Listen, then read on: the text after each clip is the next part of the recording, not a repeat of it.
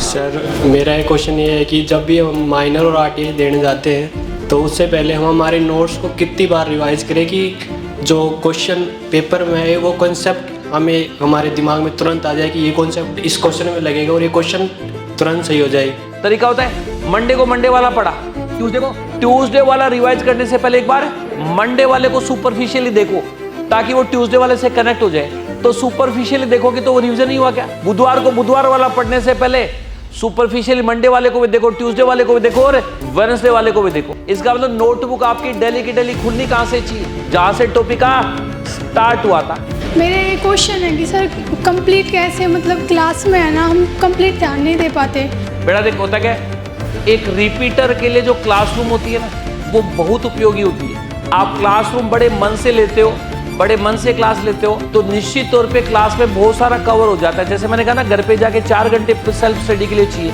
तुम लोग यदि मन से क्लास लेते हो तो 4 घंटे के बजाय वो काम 3 या 2.5 घंटे में हो जाता है, क्योंकि सब चीजें कहीं की तुम्हारे को क्लास में लगभग लर्न हो जाती है, याद हो जाती है। मेरा डाउट ये था कि जैसे हमें पुराने नोट्स भी पढ़ने चाहिए या फिर नए पढ़े पढ़ने चाहिए। तो सर जैसे मैं नए नोट्स पढ़ता हूँ तो माइनर में नंबर सही आते हैं, पुराने पढ़ता हूँ तो आरटीएस में सही आते हैं।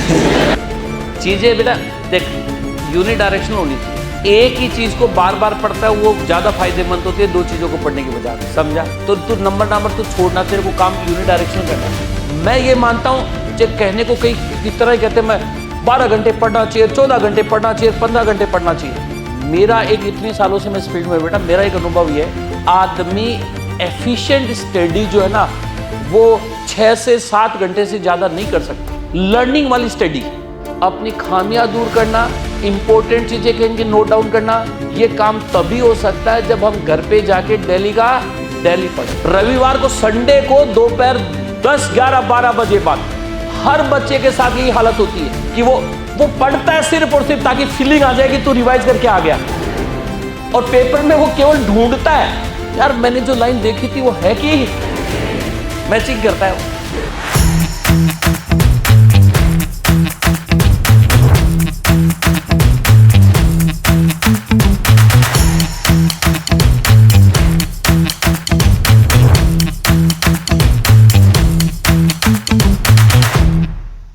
सिलेबस कितना बचा है उस चीज को लेकर टेंशन में ना रहे, बस वहां उस समय यही दिमाग में चले कि यार अब मेरा जो कंप्लीटेड सिलेबस है उसको मैं कैसे अच्छे से रिवाइज करूं। हमारी ये चेष्टा होती है। एक्स्ट्रा क्लास तो कभी दूर दूर तक ही नहीं लगती, ये तो सवाल ही नहीं है।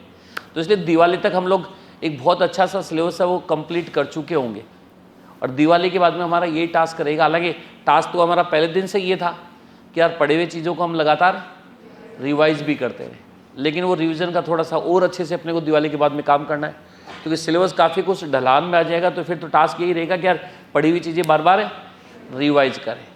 तो अभी तो जो चीज़ें चल रही है उनको बड़े स्मूथ तरीके से करने जाओ। रिवीजन का प्लानिंग हमारा अभी भी चल रहा है। रिवीजन का प्लानिंग का मतलब आरटीएस तो लगातार हो ही रहा है। जैसे अब की बार केमिस्ट्री का आरटीएस था, अगली बार फिजिक्स का आरटीएस हो जाएगा। बायोलॉजी तो तुम्हारी हर में आती है तो लगभग कवर अप है ही बायोलॉजी तो इसलिए आरटीएस पे भी कहीं के अच्छे से काम करो, अपने माइनर पे भी बहुत अच्छे से काम करो। रेगुलरिटी बहुत ज़रूरी है। अब ये कई बच्चों में सबसे बड़ी दिक्कत ये होती है कि हमारा शेड्यूल होता है ना वो थोड़ा सा टाइट शेड्यूल होता है। टाइट का मतलब जब मेरे को ये लगने लग जाता है ना बच्चा थोड़ा सा रिलैक्स है तो मैं हमेशा कुछ न कुछ ऐसा सा प्लानिंग दे देता हूँ कि वो बिजी हो जाए। बिजी, क्योंकि आदमी क्या होता है कि प्रेशर में निखरता भी है और बिखरता भी है। तो बिखरने वाले तो बिखर जाएं ताकि वो चले जाएं तो भीड़ कम हो जाए, और निखरने वाले निखर जाएं ताकि उन पे और अच्छा सा काम करके प्यारा सा रिजल्ट बनाए। तो इसलिए जैसे मैंने कहा ना ये आगे जाकर मैं क्लास कम कर दूंगा, एक कम कर दूंगा, तो ऐसा नहीं कि कम करके वैसे रिलैक्स कर दूंगा। कम का मतलब ये होगा कि फिर मेरा कोई रिवीजन टेस्ट है वो आरटीएस है उनकी फ्रिक्वेंसी थोड़ी बढ़ा भी दूंगा, या उनका सिलेबस बढ़ा दूंगा, जो भी है। तो काम हमें निरंतर करना है। तो अभी आप लोगों का जैसे मैंने कहा ना ये जैसे हमारा एक प्लानिंग बहुत परफेक्ट सा प्लानिंग चलता है, आरटीएस भी चलता है और माइनर भी चलता है। ये बहुत सारे बच्चे इस चक्कर में भी कंफ्यूज से रहते हैं। कईयों के दिमाग में होता है इस सर का प्लानिंग ऐसा सा है, पहले वीक तो आरटीएस पढ़ना है और दूसरे वीक माइनर पढ़ना है। पहले वीक भी फ्राइडे सैटरडे को पढ़ना है, नहीं गलत बोल गया, सैटरडे को रात को पढ़ना है और संडे को दिन में पढ़ना है? क्योंकि पहले वीक तो अपन करंट वाला तो वैसे नहीं पढ़ते, क्योंकि हमारी यही सोच होती है यार करंट वाला कैसे पढ़े, अभी तो आरटीएस, पहला टेस्ट तो आरटीएस है, तो पहले तो आरटीएस पढ़ना है, फिर मंडे तो सवाल ही होता पढ़ने जाते हैं, तो ट्यूसडे वेडनेसडे तक यही होता है दिमाग में, अरे यार 2 ही तो सब्जेक्ट है, 4 थोड़ी है, माइनर में 4 पढ़ने पड़ते हैं, तो मैं कर लेता हूँ आराम से 1 दिन में 2 दिन में, तो ये तो आरटीएस में तो 2 ही आने हैं, फिर संडे की छुट्टी हो रहेगी इसमें तो है, फिर कहेंगे 3-4 दिन तक तो अपन आराम से आरटीएस है, आरटीएस है, आरटीएस है, गीत गाते रहते हैं, छेड़ते न आरटीएस को न माइनर को है। और फिर फ्राइडे को कहेंगे अपन थोड़ा बहुत देखने की कोशिश करते हैं, पन्ने गिनते हैं कि कितने पन्ने पढ़ने पड़ेंगे, और सैटरडे को पढ़ने की कोशिश करते हैं, और संडे तक सिलेबस कहीं की मुश्किल से ख़त्म होता है, भागम भाग आते हो, नंबर आते ही नहीं। ज़्यादा जोर माइनर में नहीं आता, ज़्यादा जोर आरटीएस में आता है। माइनर में तो थोड़ा सुपरफिशियली पढ़ के आ जाते हो ना बेटा, तो भी कहीं के नंबर आ जाते हैं, क्योंकि माइनर में तो क्या फिजिक्स और केमिस्ट्री में क्वेश्चन प्रैक्टिस आपकी क्लास में बहुत अच्छी हुई होती है। क्लास में टीचर कराते क्या है, अरे क्वेश्चन ही कराते हैं, तो प्रैक्टिस बहुत अच्छी होती है, तो आपकी स्पीड अच्छी रहती है वहाँ। लेकिन यहाँ तो आरटीएस वाले टॉपिक में तो आपको नोट बुक पढ़ना है, यदि आप कुछ एडिशनल क्वेश्चन सोल्व नहीं करोगे ना, तो किसी भी स्थिति में उन टॉपिक में आपकी स्पीड नहीं बन पाएगी और आप अच्छा स्कोर नहीं कर पाओगे। हालांकि पेपर हम आरटीएस के ज़्यादा ईजी बनाते हैं, तो माइनर के कंपेयर में आरटीएस के पेपर ईजी होते हैं बेटा, लेकिन तुम्हें ईजी लगते नहीं, तो उसके पीछे लॉजिक है कि वहाँ फ्लो में तुम इतना नहीं होते हो, और वो फ्लो में लाने के लिए तुम्हें थोड़ा सा मेहनत की ज़रूरत होती है ज़्यादा, और मेहनत का जुट का मतलब कहीं की एक्स्ट्रा क्वेश्चन प्रैक्टिस करना होता है। और हमारा तो मकसद यही होता है कि थ्योरी रिपीट करके कहीं की सीधा के सीधा अपन आरटीएस में फिजिक्स और केमिस्ट्री में कूद जाते हैं, तो कभी भी अच्छे नंबर नहीं आएंगे। तो वो तुम्हारा जो तैयारी करने का ढंग है वो है ही फॉल्टी। फिर मैंने कहा ना, संडे को पढ़ के आरटीएस देके जाते हो, पेपर ख़राब होता है, फिर अगले वीक 2-3 दिन तक रेस्ट करते हो, बुधवार को गुरुवार को कहीं के थोड़ा बहुत मॉड्यूल सोल्व करना चालू कर देते हो, क्योंकि क्लास में वो टीचर्स है वो गीत गाना चालू कर देते हैं ना, मेरा मॉड्यूल सोल्व करके लाना, होम असाइनमेंट नंबर ये करके लाना, वो करके लाना, तो डेली कोई इनको कान में बोलता है तो अपने आप ही कुछ तो दिमाग में आ जाता है। तो फ्राइडे वेडनेसडे थर्सडे फ्राइडे कहीं के उसके मॉड्यूल में उलझे रहते हो, फिर वापस बम्बार्डिंग तरीके से सैटरडे को पढ़ाई चालू करते हो और संडे को पढ़ के पेपर देने आते हो। तो ये 100% एक फॉल्ट प्लानिंग है बेटा, ये प्लानिंग का तरीका होता ही नहीं। ये जैसे सेशन स्टार्ट हुआ था तब भी हमने आपको एक मीटिंग करके एक सेशन करके बताया था कि बेटा डेली पढ़ना बहुत ज़रूरी है। आप डेली की डेली चीज़ें जब तक नहीं पढ़ोगे ना, हालांकि कई डेली की डेली घर पे जाके उन्हीं चीज़ों को रिपीट करते हैं तो बड़ा बोरियत फील करते हैं, उनको लगता है क्लास में सब कुछ याद हो गया था, क्या पढ़ूँ। लेकिन बेटा कुछ भी नहीं हो तो दोबारा पढ़ोगे ना, तो और कुछ नहीं तो पढ़ी हुई चीज़ से कुछ नए नए सवाल दिमाग में क्रिएट हो जाएंगे कि यार इस सवाल में ऐसे से पूछ लेता तो कैसे करता। तो एक सवाल क्रिएट करने की हैबिट तो पड़ेगी, प्लस जो डेली पढ़ाया जाता है ना उसमें 90% चीज़ें तुम्हारे डाउट नहीं होता, लेकिन 10% चीज़ें ऐसी होती है जो कहीं की तुम्हारे लिए समथिंग न्यू सी होती है। जैसे क्लास में टीचर मान ले 10 सवाल कराता है, तो 10 सवाल में 7-8 सवाल तो बड़े ट्रेडिशनल वाले सवाल होते हैं, फॉर्मूला बेस्ड होते हैं, सीधे के सीधे होते हैं, उनको घर पे नहीं करोगे तो भी चलेगा, आपके हो जाएंगे।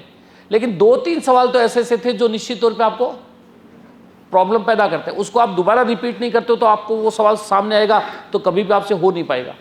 जैसे होता है ना क्लास में टीचर सवाल कराया हुआ होता है, मॉड्यूल में तुम वैसा ही सवाल दोबारा पूछ लेते हो और टीचर कहता भी उस सवाल को बताते वक्त ऐसा सवाल तो मैंने क्लास में करवाया था, लेकिन तुम्हारा वो नज़र में नहीं आता। उसके पीछे लॉजिक है, जिस दिन सर ने कराया उस दिन आप उस सवाल को दोबारा नहीं करोगे ना, तो वैसा सवाल 5 दिन बाद में भी तुम्हारे सामने आएगा, तुमसे नहीं हो पाएगा। तो अब जब घर पे जाके डेली का डेली पढ़ने जाओगे, उन क्वेश्चंस को दोबारा थोड़ा सा देखने जाओगे जो क्लास में कराएं, तो आपको वो सवाल कहीं की पॉइंट आउट हो जाएंगे जो सवाल आपसे क्लास में हुए नहीं थे, थोड़े से अलग से थे। तो तुम एक बार उसको दोबारा करोगे तो एक बार तो एक्स्ट्रा प्रैक्टिस होगी, और फिर कुछ अलग सा लगेगा तो निश्चित तौर पे थोड़ा सा उस पर तुम मार्किंग वगैरह जरूर करोगे। अरे हाईलाइटर से हाईलाइट तो उसको करोगे ना, स्टार लगाओगे, 2 स्टार लगाओगे, 3 स्टार लगाओगे, इंपॉर्टेंट और वेरी वेरी, तो एक अच्छा सा डेकोरेशन और हो गया उस सवाल का। तो अगली बार जब फिर दोबारा रिवीजन तुम्हारा उस टॉपिक का होगा तो निश्चित तौर पे आपको भले ही बाकी सवाल ना दिखे, लेकिन वो जो हाईलाइटेड सवाल आपका था वो निश्चित तौर पे आपको दिखेगा। तो अगली बार रिवीजन करते वक्त उस सवाल को आप अवश्य करके आओगे, और ये पूरी साल प्रक्रिया चलती रहेगी तो जो सवाल आपसे नहीं होते वो सवाल भी आपसे होने लग जाएंगे। ये कब हो पाएगा रे? मैंने क्या बोला? कब हो पाएगा? जब डेली घर पे जाके पढ़ने जाओगे, तब जाके कहीं न कहीं आपके वो सवाल हो पाएंगे। एक डेली घर पे जाके पढ़ते हो तो एक चीज नजर में और आती है बेटा। जैसे हम लोग क्या होता है क्लास में, जैसे न्यूमेरिकल कराने टीचर बोलता है, तुम हमेशा हमेशा सवाल क्लास में स्टार्ट करते हो। एक तो ये भी गलत अप्रोच होती है। क्लास में जब भी कोई टीचर कोई सवाल करा रहा हो, न्यूमेरिकल कराता है ना कहीं, तो कई बच्चे क्या करते हैं, एक रफ नोटबुक साथ में रखते हैं, उसमें सोल्व करते हैं उस सवाल को, और कई तो कुछ नहीं करते, ऐसे गोड़ा करते रहते हैं। गलत अप्रोच है, रफ में नहीं करना चाहिए। उस सवाल को स्टार्ट हमेशा अपने फेर में करना चाहिए। आपने गलत स्टार्ट किया तो टीचर जब करवाने जाएगा तो उसको काट दो, क्या दिक्कत है, और दोबारा ढंग से स्टार्ट कर लो। घर पे जाके उस सवाल को देखना बहुत जरूरी है। यदि उस सवाल को आप फीडबैक नहीं देते हो ना, तो अगेन अगली बार पूरा पूरा चांस आप उसी अंदाज से करोगे जिस अंदाज से आपने आज स्टार्ट किया था। तो वो काटा हुआ भी तुम्हारे लिए पूरी साल बड़ा मददगार होता है, कि वो नजर में आता है कि यार तूने ऐसे से स्टार्ट किया था, ऐसे तेरे को काटना पड़ा था। 2-3 बार वो चीजें नजर में आ जाती है तो कहीं की गलत रास्ता तुम भूल जाओगे, सही रास्ते पे आ जाओगे। वो गलत सवाल को चेकआउट करने का काम भी कब हो पाता है? जब आप उसी दिन घर पे जाके उस सवाल को करते हो कि तूने इसको ऐसे स्टार्ट किया था और हकीकत में इसका स्टार्ट ऐसे होना, तो उस सवाल का फीडबैक और मिल गया। कोई मतलब 90% चीजें बड़ी सुपरफिशियल होती है हर कंटेंट में, जो तुम्हें पहले से भी आती है। 10% चीजें होती है जो तुम्हारा कहीं की काम अटकाती है। अब आप पूरे के पूरे कंटेंट को एक यूनिफॉर्म तरीके से रिवाइज करने जाते हो, तो क्या आपकी उस 10% जो खामियां थी उनका कहीं की रिमूवल हो पाता है क्या? अरे आपका पूरा का पूरा कंटेंट है जिसमें 90% कंटेंट आपका परफेक्ट माइनर वगैरह में एकदम परफेक्ट तैयार होता है। 10% कंटेंट ऐसा होता है जो कहीं की करंट में फीडबैक दिए बिना वो कभी भी आपसे सोल्व नहीं हो पाता। वो कंटेंट यदि आप डेली का डेली नहीं पढ़ते हो ना, तो आपकी नोटबुक में वो 10% और 90% सब चीजें मिक्स चलती हैं। तो जब तुम अगली बार आरटीएस की तैयारी करते हो तो स्थिति क्या होती है? तुम लोग पढ़ने जाते हो तो तुम्हारे से पढ़ा वो ही जाता है जो वो 90% जो तुम्हें पहले से आता है। वो चीजें तुम्हारे से ढंग से नहीं पढ़ी जाती जो आपको नहीं आती। पहली बार जब आपने पढ़ा था क्लास में, पढ़ने के बाद में घर पे जाके उसको दोबारा रिवाइज किया, वहीं कहीं कहीं उन लाइंस को, उन कॉन्सेप्ट्स को थोड़ा सा बोल्ड कर दो या कोई रिमार्क कर दो उन पे कि ये तेरी चीजें अटकती है, ये तेरे लिए नहीं है, इंपॉर्टेंट है, कुछ भी रिमार्क कर सकते हो। वो की हुई होंगी तो जब तुम अगली बार रिवीजन करोगे तो वो लाइनें सबसे ही तुम्हें अच्छे से दिखेंगी। और रिवीजन करते वक्त तुम्हारा ज्यादा फोकस है वो, अरे बोर्ड की तैयारी करते थे तो होता था ना, बोर्ड की मास्टर बताते ना ये इंपॉर्टेंट सवाल होता है, तो हम पढ़ते वक्त सबसे पहले क्या करते थे? आलतू फालतू का नहीं पढ़ते थे, सीधा सबसे पहले उन्हीं चीजों को पढ़ते थे जो इंपॉर्टेंट है। तो वो तुम्हारे लिए कौन सी इंपॉर्टेंट है? जो तेरे को नहीं आती, जो सवाल तेरे अटकते हैं वो तेरे लिए इंपॉर्टेंट है।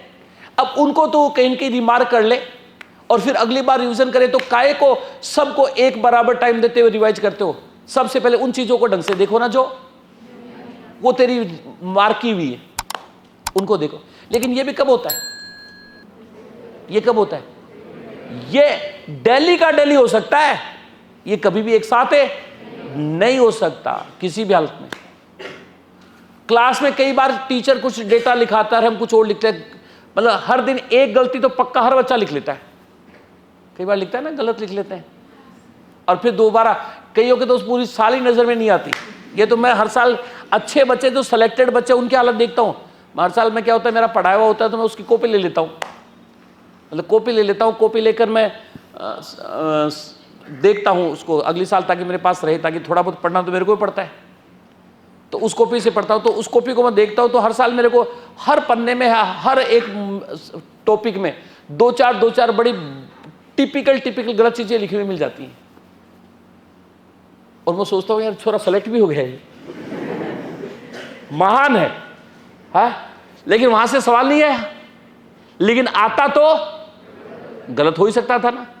तो वो चीजें, वो जो गलत लिखते हो ना, वो गलत लिखते हो, वो बेटा आराम से आपकी कहीं के समाधान हो सकता है। कब? जब डेली का डेली पढ़ते हो।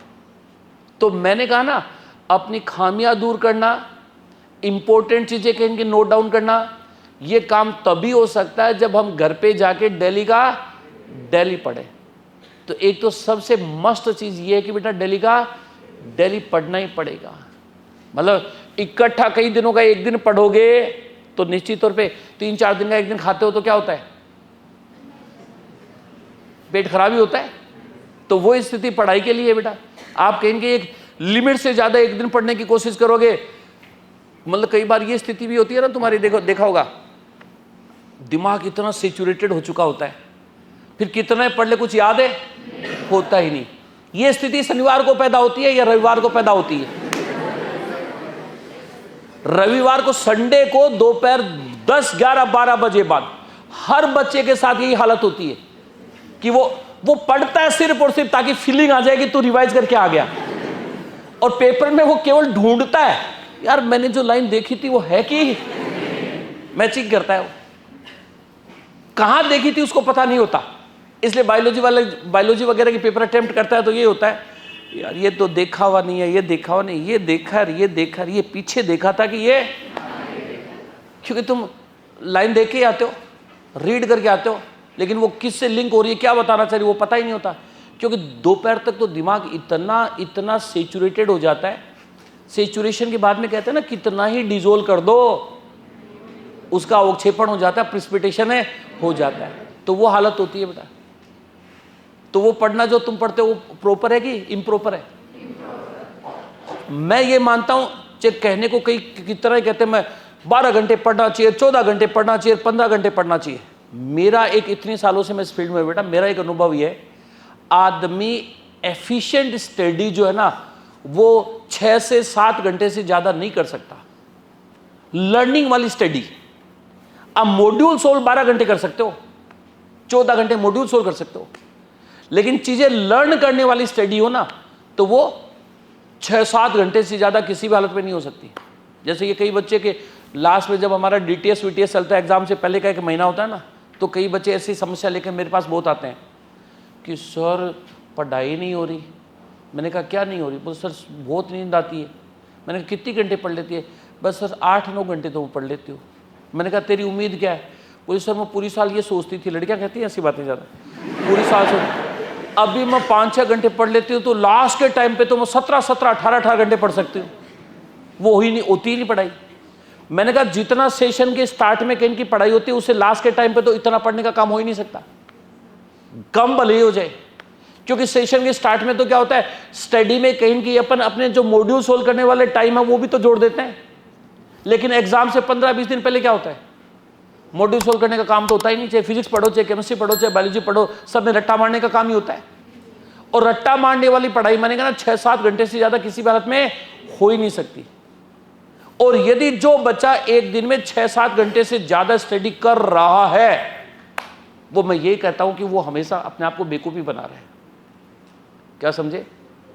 क्योंकि मैंने कहा लिमिटेशन है, उसके बाद तो कहीं कहीं घोलोगे तो सेचुरेशन है आएगा, और फिर कितना ही डाल दे वो नीचे बैठ जाएगा। तो हमारा वो पढ़ते वक्त वही हालत होता है।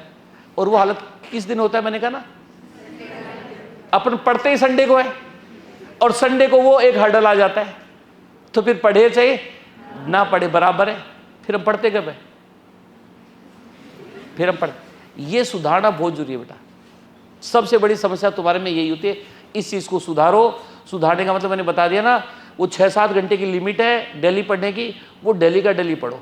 डेली की डेली पढ़ते ही मैंने कहा ना, अपने आप आपकी हर तरह की जो प्रॉब्लम्स है, जैसे मैं तुम्हारे से सवाल लूंगा बहुत सारे, तुम्हारे कोई भी किसी भी तरह का दिमाग में कोई सवाल है वो मेरे से पूछिए, और सब सवालों का जवाब निकल के घूम फिर के यही आएगा। ये पहले जवाब दे रहा हूं कि पढ़ना पड़ेगा, और डेली का सब चीजों का सॉल्यूशन हो जाता है। समझे? इसलिए आप लोग थोड़ा सा इस चीज पे फोकस करो। ये RTS का मैनेज करने का तरीका भी बताया था मैंने, एक बार मैसेज भिजवाया था मैंने कहीं कि क्या करना चाहिए। RTS का तरीका क्या होता है? मंडे को सेल्फ स्टडी करंट वाले की करने की जरूरत नहीं है। मंडे को केवल और केवल फिजिक्स या केमिस्ट्री का आरटीएस निपटाओ। फिजिक्स या केमिस्ट्री जो भी आता है उसका आरटीएस का थ्योरी पढ़ो पूरा का पूरा, और उस दिन एक्सट्रीम पढ़ो चाहे, ताकि वो थ्योरी रिपीट हो जाए। और फिर Tuesday, Wednesday, Thursday, Friday, Saturday अपनी सेल्फ स्टडी करते रहो, अपने करंट वाले को पढ़ते रहो। 1 घंटा केवल अपने आरटीएस के लिए एक्स्ट्रा मैनेज करो, चुराओ मत। करंट वाले टाइम टेबल से चुराना नहीं है, क्योंकि करंट वाले टॉपिक को किसी भी हालत में अपन कंप्रोमाइज नहीं कर सकते। एक्स्ट्रा बना चुराओ, और वो 1 घंटा डेली क्या करना है, आपके जो आरटीएस वाला टॉपिक है उसके क्वेश्चन प्रैक्टिस करो 1 घंटे डेली। 30 सवाल का भी टारगेट बना लेता है ना, तो 5 दिन मिलते हैं बेटा, और 5 दिन में कितने सवाल हो गए? 150 से 200 सवाल आराम से सोल्व हो जाएंगे। उससे फायदा ये होगा, आपका क्वेश्चन प्रैक्टिस हुआ कि स्पीड बन जाएगी टॉपिक इस बहाने से। और ये क्वेश्चन सोल्व कहां से करने? समर से, और उसमें अच्छे सवालों का कलेक्शन भी, अच्छे सवाल भी फेस हो जाएंगे। प्लस डेली के डेली कहीं की उसी टॉपिक के क्वेश्चन करोगे तो उस टॉपिक का संडे तक आते आते रिवीजन 1 बार नहीं होगा, बल्कि 6 बार हो जाएगा। मंडे को पढ़ा, ट्यूसडे को क्वेश्चन किए उस टॉपिक से। ये समर सोल्व करोगे तो समर में पॉइंट वाइज क्वेश्चन है कि मिक्स सवाल है? मिक्स सवाल है, और मिक्स सवाल करते हो तो पूरे टॉपिक का रिवीजन ही होता है। तो ट्यूसडे को भी रिवीजन हुआ, वेडनेसडे को भी हुआ, थर्सडे को भी हुआ, फ्राइडे को भी हुआ, सैटरडे को भी हुआ, हो गया ना आराम से। और संडे को बायोलॉजी पढ़ने में तो 4 घंटे लगते हैं, तो 4 घंटे में बायोलॉजी मॉर्निंग में खत्म कर लो, और दोपहर को आराम से सो, ताकि शाम को पेपर है आराम से देके आ जाओ। बायोलॉजी में भी जब आप बायोलॉजी पढ़ना चालू करते हो तो सबसे पहले उस टॉपिक के माइनर के पेपर को जरूर देखा करो, और जो माइनर में गलत सवाल हुए थे ना उस टॉपिक के, वो सबसे पहले करा करो, फिर थ्योरी पढ़ा करो उसके, ताकि दिमाग में तेरे कहां से सवाल गलत हुए थे उसका फीडबैक मिल गया। ताकि एनसीईआरटी में डायरेक्ट ज्यादा स्ट्राइक उन्हीं पॉइंट पे करना है ना जिससे सवाल तेरे माइनर के दौरान गलत हुए थे। 4 घंटे में बायोलॉजी आराम से हो जाएगी। तो आरटीएस का तैयारी करने का अंदाज ये बताया, लेकिन ऐसा नहीं कि इस अंदाज में मैंने केवल आरटीएस की बात की है। केवल आरटीएस की बात कब की? 1 दिन। कौन सा दिन? मंडे और संडे, मंडे और संडे। बाकी आरटीएस की बात नहीं की। बाकी तो मैंने कहा ना 1 घंटा एक्स्ट्रा चुराना है। 6 घंटे पढ़ते हो तो कहीं ना कहीं मैनेज करके 7 घंटा पढ़ना चालू कर दो, और बाकी Tuesday, Wednesday, Thursday, Friday, Saturday अपने करंट वाले टॉपिक्स को हमेशा पढ़ो। और करंट वाले का तरीका यह कि 4 क्लास तुम्हारी चलती है तो 4 घंटे में तुम्हारा आराम से सब कुछ रिवाइज हो जाता है। घर पे तुम्हारा सेल्फ स्टडी का प्लान भी ऐसा सा नहीं, जैसे कई बच्चे क्या करते हैं, एक दिन फिजिक्स उठा लिया, आराम से सब कुछ पढ़ते हैं, फिर उसका मॉड्यूल उठा लेते हैं, और मॉड्यूल में बहुत सारे सवाल उलझ जाते हैं, पता नहीं पूरे दिन वो काम करते रहते हैं। तो अच्छा काम किया, लेकिन उसके एवज में 3 क्लास आपने डिस्टर्ब भी तो कर दी। पढ़ाई तो सिर्फ एक ही क्लास की, लेकिन 3 क्लास और भी तो चली थी, उनका आपने नहीं पढ़ा। क्या पता उसमें बहुत इंपॉर्टेंट पॉइंट हुआ हो, वो आपका छूट ही गया। तो ये तरीका सही नहीं होता। तरीका ये होता है, हमेशा सेल्फ स्टडी करते हो तो 2 पार्ट में करो। एक तो अपने क्लासरूम के नोट्स को रिवीजन का प्लान, एक स्लॉट तो वो निकाला करो। तो 3 से 4 घंटे में आप आराम से अपने क्लास, 4 घंटे में आराम से अपने चारों सब्जेक्ट के क्लासरूम के नोट्स रिवाइज कर सकते हो। तो वो एक बार रेगुलर वो काम करा करो कि मेरे को मेरा आज जो पढ़ाया ना, चाहे भले ही मेरे को सब कुछ आता है, अरे सब कुछ आता है, क्लास में सब याद हो गया, फिर भी वो काम तो करना ही है ना। कौन सा? वो जो काम की चीजें थी, नया सा सवाल था, उसको डेकोरेट करने का काम कर ले, उसको स्टार लगाने का काम कर ले, उन लाइन को कहीं की मार्कर से बोल्ड करने का काम कर ले, जो तेरे को अच्छी लगी थी, जो तेरे को याद है नहीं थी। तो 1 घंटे ऑन एवरेज हर सब्जेक्ट को दो, और 4 घंटे में चारों अपनी नोटबुक होती है ना, उनको रिवाइज करो। और फिर सेकंड स्लॉट 2 से 2.5 घंटे का अपने मॉड्यूल डिस्कशन के लिए रख लो। और मॉड्यूल डिस्कशन में आप ये काम कर सकते हो कि एक दिन कभी फिजिक्स का सोल्व कर लिया, एक दिन कोई केमिस्ट्री का कर लिया, एक दिन बायोलॉजी का कर लिया। सेल्फ स्टडी अपने क्लासरूम के नोट्स को रिवीजन करने का काम तो चारों सब्जेक्ट को करना है, लेकिन मॉड्यूल एक सब्जेक्ट का सोल्व कर सकते हो। किसी दिन फिजिक्स का कर लिया, किसी दिन केमिस्ट्री का कर लिया, किसी दिन बायोलॉजी कर लिया। तो पहले दिन आरटीएस और करंट वाला दोनों मैनेज नहीं हुआ क्या? और पहले वीक में और दूसरे वीक में तो एक्सक्लूसिव पढ़ना है, क्या है, माइनर पढ़ना है। लेकिन ऐसा तब हो पाएगा जब अपन थोड़ा सा बड़े सिस्टमेटिक अंदाज से चलेंगे। ठीक है, खैर मैं आपसे सवाल ले लेता हूँ, कुछ मेरी बात तो हो गई। कुछ बच्चे अपने इच्छा से कहीं की खड़े हो जाए, सर मेरा ना हमेशा जैसे लास्ट में जो भी पेपर का सेक्शन शुरू करती हूँ ना, जैसे 3 पेपर के 3 सेशन होते हैं, तो मैं उसमें जो भी लास्ट का सेशन शुरू करती हूँ ना, उसका पेपर मेरा हमेशा ही छूटता है। कि या तो मैं फिज़िक्स में मतलब केमिस्ट्री में टाइम लगा देती हूँ ना, तो लास्ट में जैसे फिज़िक्स करी हो तो उसमें मेरे को 40 मिनट ही मिलती है, तो करने से पहले मेरे प्रेशर डेवलप हो जाता है, उसकी वजह से मेरा पेपर हमेशा छूट जाता है और आता हुआ क्वेश्चन भी गलत हो जाता है। तो सबसे पहले अटेम्प्ट क्या करती है? बायो। फिर उसके बाद में अगर फिजिकल केमिस्ट्री आ रही है तो उसमें टाइम ज़्यादा लग जाता है, तो फिर फिजिक्स के लिए टाइम कम बचता है, तो करने से पहले दिमाग में वो टाइम स्ट्राइक करता है कि इतने टाइम में इतने क्वेश्चन करने हैं। एक तो सबसे पहले सेशन स्टार्ट हुआ था तब मैंने एक ओरिएंटेशन सेशन में एक बात की थी, सब समस्याओं का निदान हो जाता है यदि सबसे पहले फिजिक्स अटेम्प्ट कर लेते हैं तो। क्योंकि फिजिक्स पहले अटेम्प्ट करते हैं, देख पहले बेटा स्टार्ट का जो ड्यूरेशन होता है ना वो थोड़ा सा स्लो चलता है, वो स्लो भी इस चक्कर में चलता है, उसमें भी लॉजिक यही है, अपन टेस्ट देने आते हैं तो हमारे दिमाग का कचरा करके आते हैं। कचरे का मतलब तुम्हारी स्थिति क्या होती है, रात को सैटरडे को एक्स्ट्रा जगते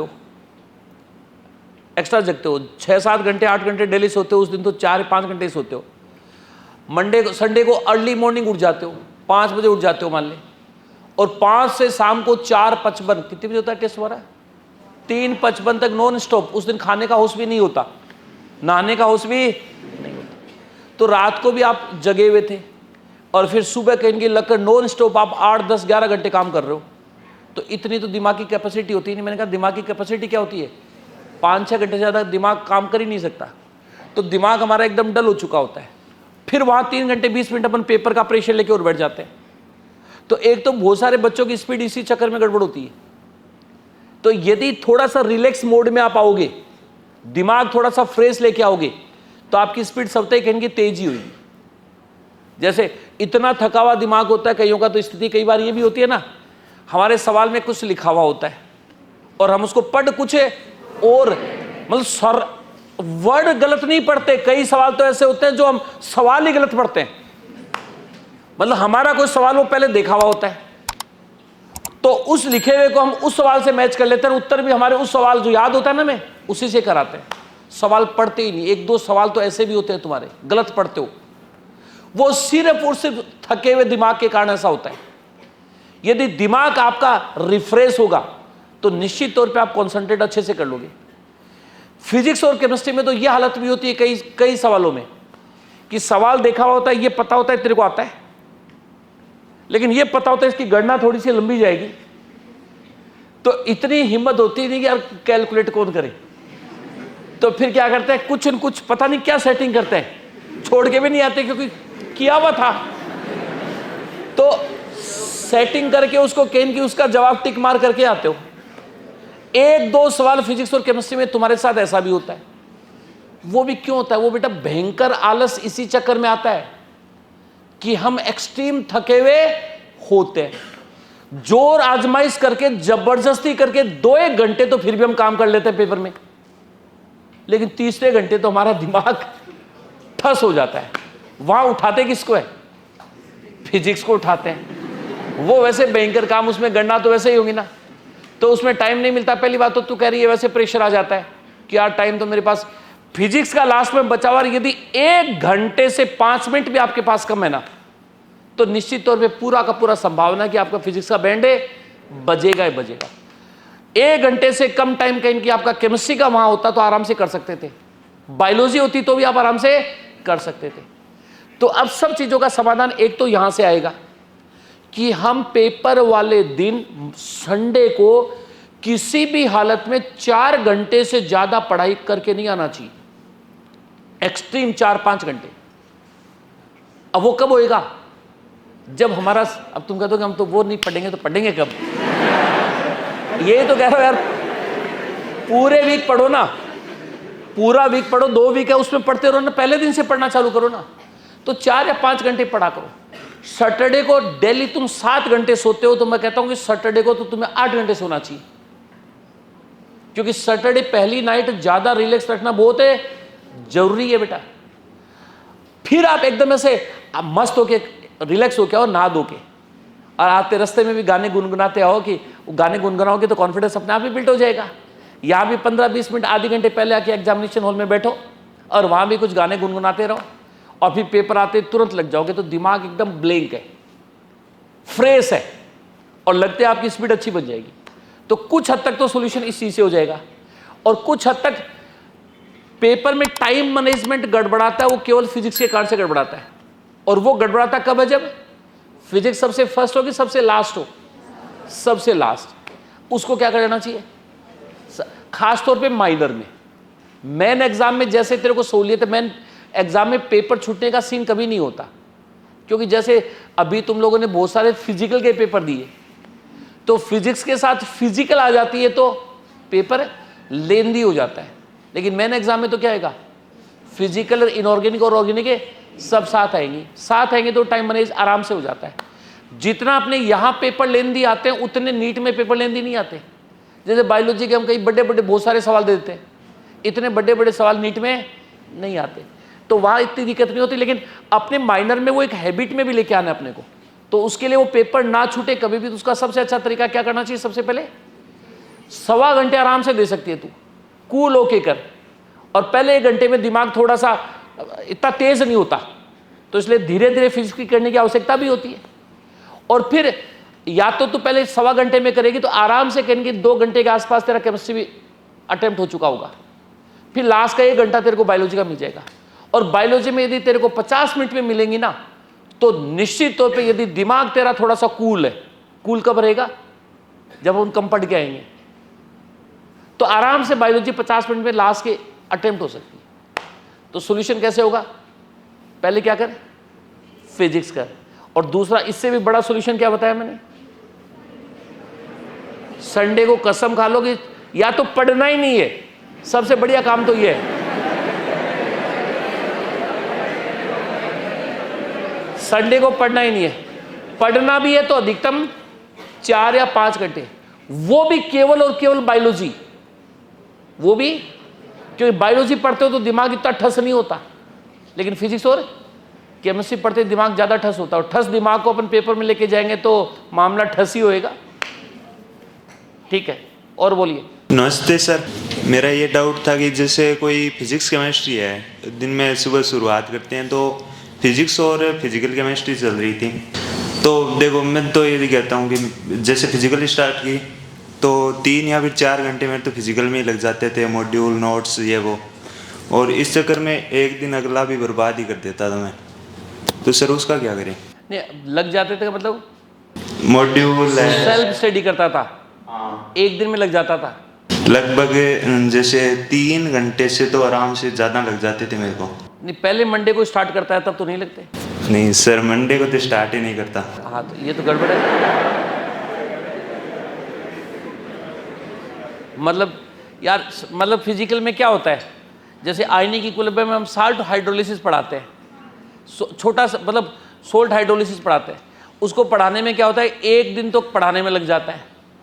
लास्ट का उसका कंक्लूजन तो गिनती की चीज़ें ही होती है, कैटाइनिक हाइड्रोलिसिस होता है, एनाइनिक होता है, ये पीएच का फॉर्मूला होता है ये। फिर 1 या 1.5 क्लास में उसकी प्रॉब्लम चलती है, तो 2 से 2.5 क्लास चलती है। और यदि तो उसको 2 से 2.5 घंटे का मतलब 2.5 क्लास का मतलब 3.5-4 घंटे क्लास में पढ़ाया गया, और उसको तू रिवाइज करता है तो आराम से सोल्ट हाइड्रोलिसिस 1 घंटे में रिवाइज हो जाता है। सर मॉड्यूल में क्वेश्चन भी ज़्यादा हैं उसके। यस, देख तरीका है बेटा, सब देख स्थिति है कि अपन अगले वीक में जाएंगे, मतलब पहले वीक का अगले वीक में पढ़ने की कोशिश करेंगे, तो निश्चित तौर पे टाइम है वो कहीं न कहीं तुम्हारा जो तू कह रहा है ना, वैसे इतना टाइम लगता है। वो स्थिति तब पैदा होती है जब अपन 12 दिन का काम केवल 3 या 4 दिन में करते हैं। 12 दिन का काम 3 या, और हकीकत में तुम यही करते हो। ये मतलब मॉड्यूल भी सोल्व करने का काम कब चालू करते हो? अगले वीक बुधवार तो कर लो, बल्ले बल्ले, बहुत रेयरली होता है बुधवार को कर लो।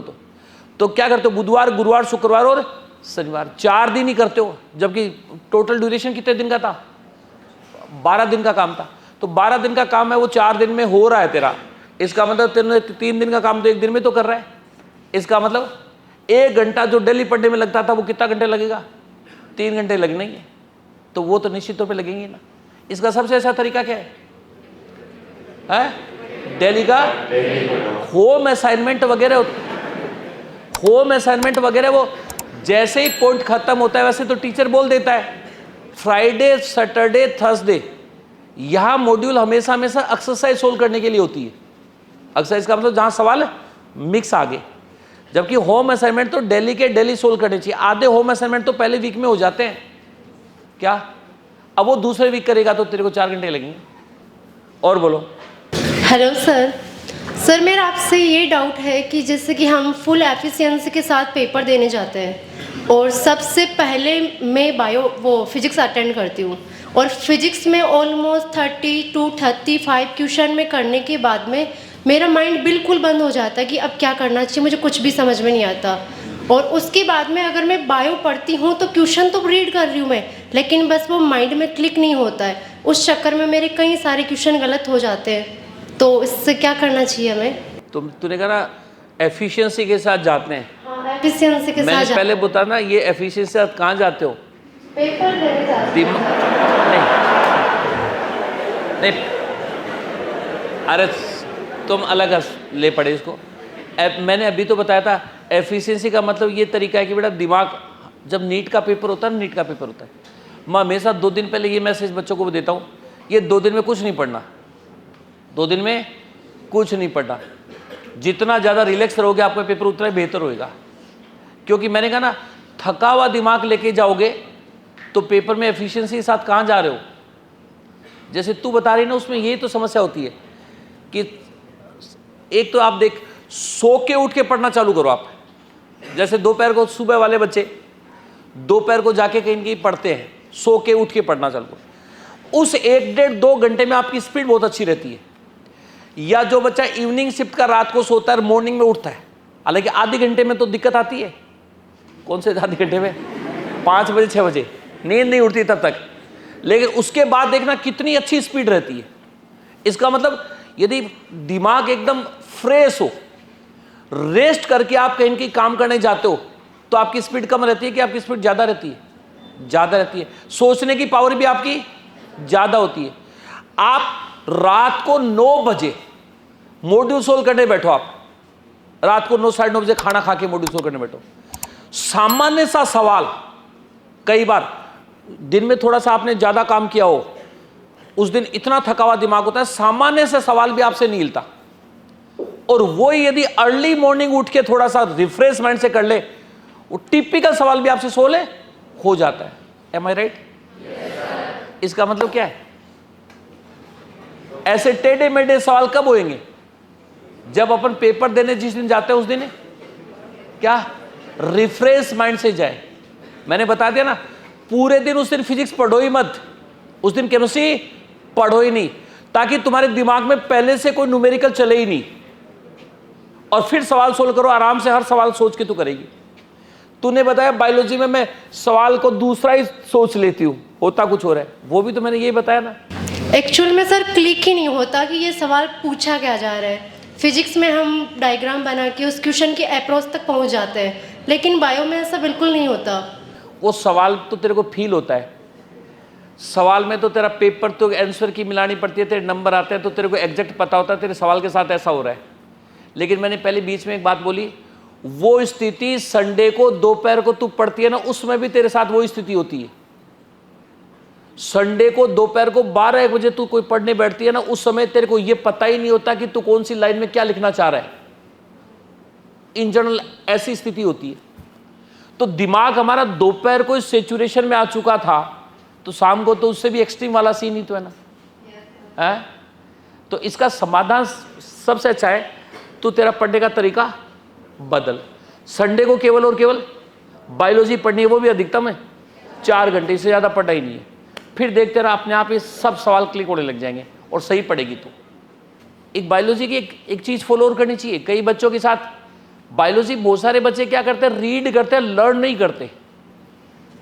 बायोलॉजी रीड करते हैं, लर्न नहीं करते।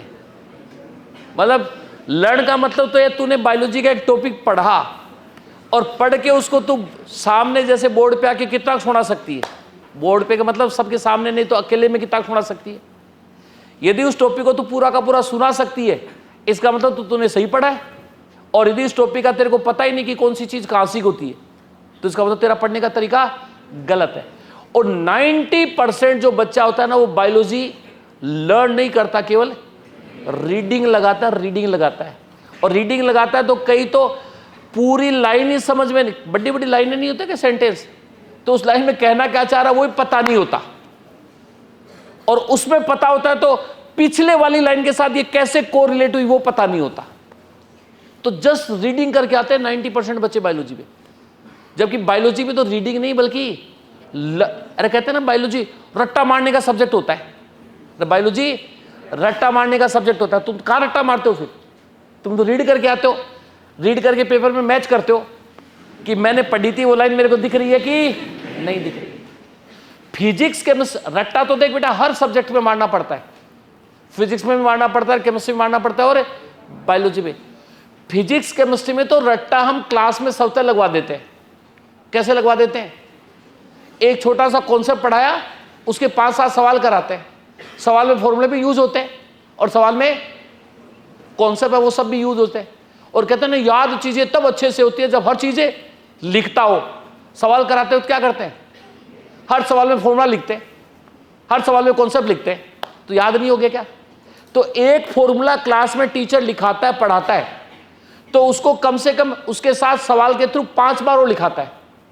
5 बार तो टीचर ने रिवाइज करा दिया वहां, और घर पे जाके उससे रिलेटेड मॉड्यूल भी तो सोल्व करते हो, तो उस कॉन्सेप्ट का, उस फॉर्मूले का 5-7 सवाल और सोल्व करते हो, तो वो फॉर्मूला आप एक दिन में 10-15 बार लिख चुके होते हो। और एक चीज को 10-15 बार चीज लिखी हुई होती है तो कभी भूलने के चांस होते हैं क्या? लेकिन बायोलॉजी में क्या करते हो? अरे बायोलॉजी में क्या करते हो? रीडिंग करते हो, तो रटा कहां हमारा? तो बायोलॉजी का सही तरीका होता है पढ़ने का, एक पर्टिकुलर कोई पॉइंट या पैसेज आपने पढ़ा, खत्म किया, फिर 2 मिनट का ब्रेक लेकर अपने आप को सुनाया करो कि यार इसमें तूने पढ़ा क्या। लैंग्वेज देखने की जरूरत नहीं है, चाहे मारवाड़ी में सुना, चाहे हिंदी में सुना, चाहे इंग्लिश में सुना, कैसे भी सुना अपने आप को, लेकिन सुना। तो उसके लिए या तो किसी रूम में अकेले रहते हो आप तो बोल बोल के सुना सकते हो, और यदि कोई रूममेट रहता हो तो मन ही मन गुनगुना के सुना सकते हो, या 2 अच्छे एक ही बैच के कहीं की बच्चे होते हो तो सबसे अच्छा तरीका होता है दोनों एक दूसरे को सुनाना चालू कर दो। ले मैं तेरे इस पार्ट को सुनाती हूँ और मैं तेरे को ये पार्ट है सुनाती हूँ। एक पैसेज खत्म किया, एक पॉइंट खत्म किया, अपने आप को ऐसे ऐसे सुनाओ, और फिर जैसे टॉपिक खत्म होता है उस टॉपिक को आप लोग फिर पूरा का पूरा स्टार्ट से एंड तक अपने आप को पूरा का पूरा सुनाने जाओ, रिकॉल करने जाओ। इससे सब डाउट दूर हो जाएंगे बायोलॉजी के, क्योंकि बायोलॉजी में यही तो हालत होती है ना, आपका ये तो पता होता है ये मेरा देखा हुआ है, लेकिन ये पता नहीं होता कहां देखा हुआ है, कौन से पॉइंट पे देखा हुआ है, रिलेटेड कैसे होता है, तो डाउट यही तो है ना। लेकिन ऐसे मैं बता रहा हूं, इस तरीके से करोगे तो उस टॉपिक की पूरी कहीं न कहीं जो ब्रांचेज है उनकी सबकी दिमाग में एक परमानेंट इमेज आ जाएगी, तो डाउट भी खत्म हो गए, और ऐसा कर लोगे तो वो टॉपिक परमानेंट याद हो जाएगा। 6 महीने के बाद भी उस टॉपिक का सवाल आप आराम से अटेम्प्ट कर सकते हो, और तुम्हारा पढ़ने का ढंग होता है उसमें क्या हालत होती है। आज टॉपिक बायोलॉजी का तुम्हें पढ़ने के लिए दे दिया, आज आपने पढ़ा, उस टॉपिक का 7 दिन बाद में पेपर करा लो, तुम्हारी हिम्मत नहीं होती कि उस पेपर को दे लो। फिजिक्स की हो जाती है, केमिस्ट्री के पेपर में हो जाती है, लेकिन बायोलॉजी का पेपर तुम 7 दिन देने के बाद, 7 दिन बाद में भी देने की हिम्मत नहीं रखते हो, क्योंकि तुमने पढ़ते होते याद किया ही नहीं था, रीड किया था, है?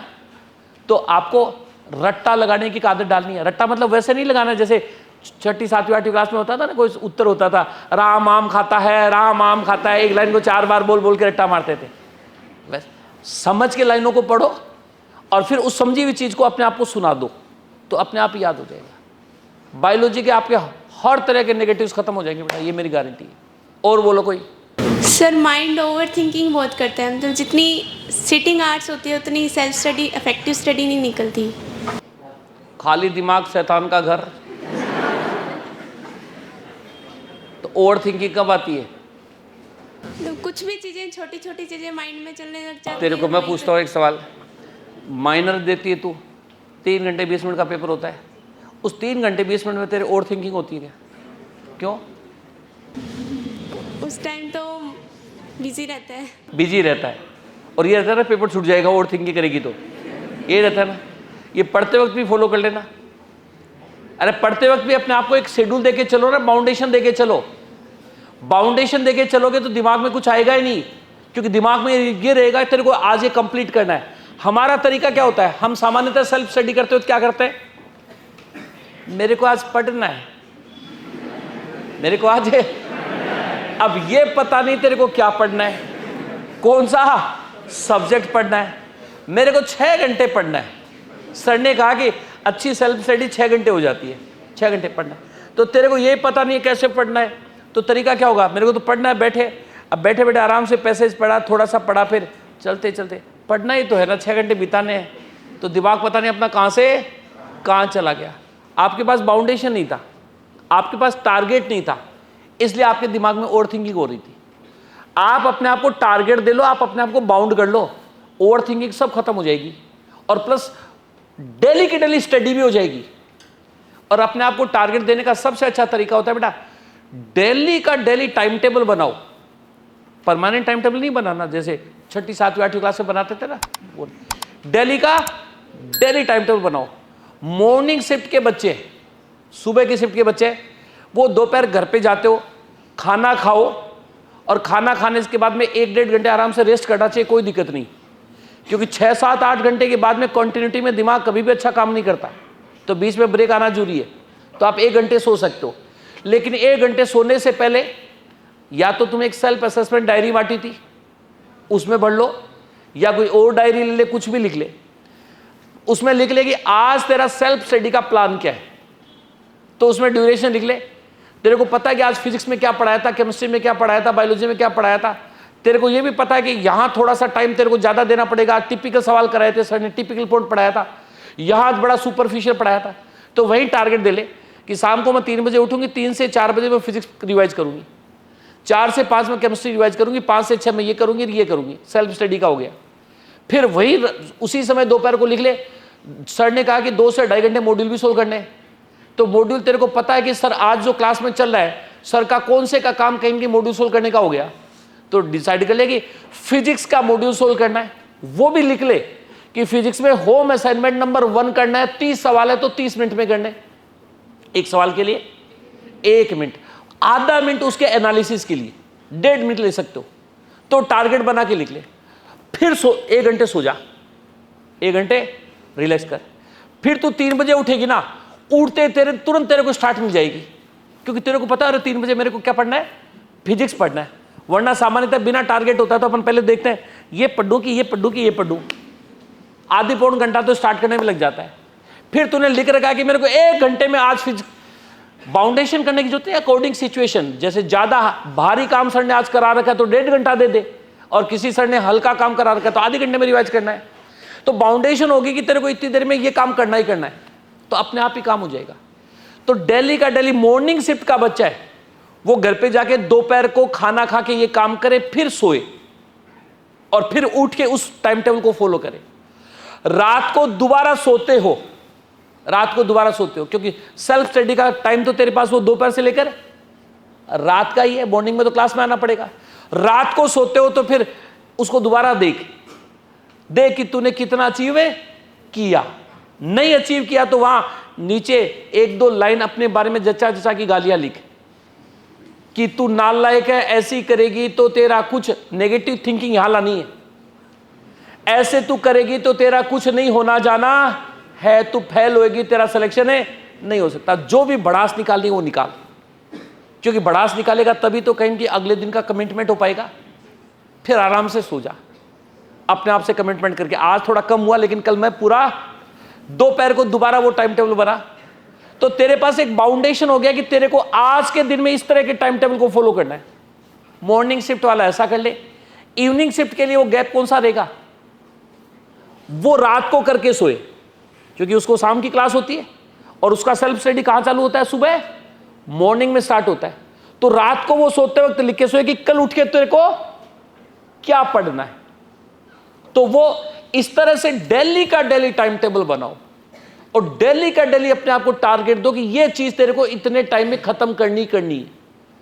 तो बिना टारगेट के पैकेज सोल्व करती है तो एक सवाल को सोल्व करने में देख लेना औसत 3 से 4 मिनट लगती है तुम लोगों को, क्या, जबकि सोल्व करने में कितना टाइम लगना चाहिए, 1 मिनट उसका मान लो, आधा मिनट उसके कोई मान लो सवाल अटक गया, उसमें टाइम देना हो तो 1.5 मिनट से ज्यादा सवाल औसतन नहीं लगना चाहिए। फिजिक्स और केमिस्ट्री की बात कर रहा हूं।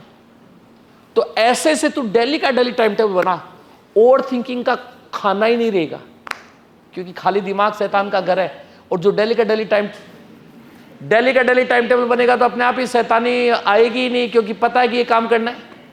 और बोलो सर, कंसिस्टेंसी नहीं बन पा रही, सीटिंग और भी नहीं बढ़ रहा। आदमी की डेली जवाबदेही हो अपने प्रति, तो स्वतः कंसिस्टेंसी बन जाती है।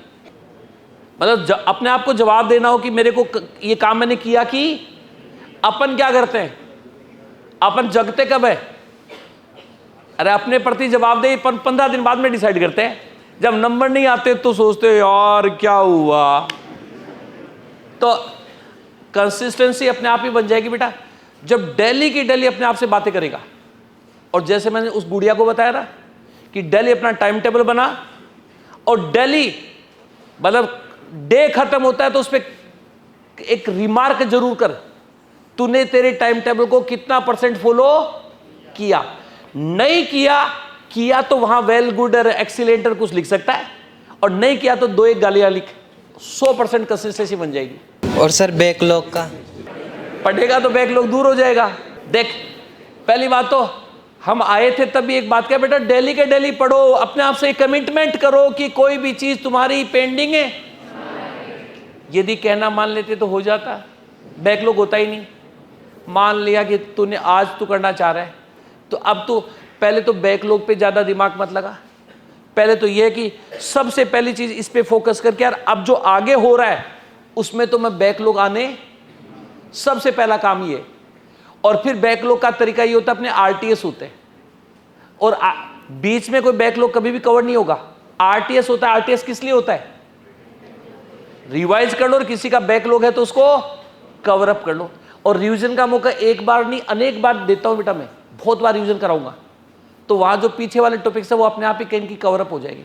और आरटीएस के थ्रू अपने बैकलॉग को कवर करो। और बोलो सर, मेरा और एक आखिरी क्वेश्चन है, और यही क्वेश्चन है कि जब जैसे संडे को पेपर ख़त्म हुआ तो फिर जाते जाते आंसर की मिला ली, और मिलाने के बाद खाना खा लिया, और खाना खाने के बाद जो भी गलती हुई पेपर में बस वो देख लिया। उसके बाद नींद नहीं आती, 2 बज जाते हैं। मेरा शाम का बैच है।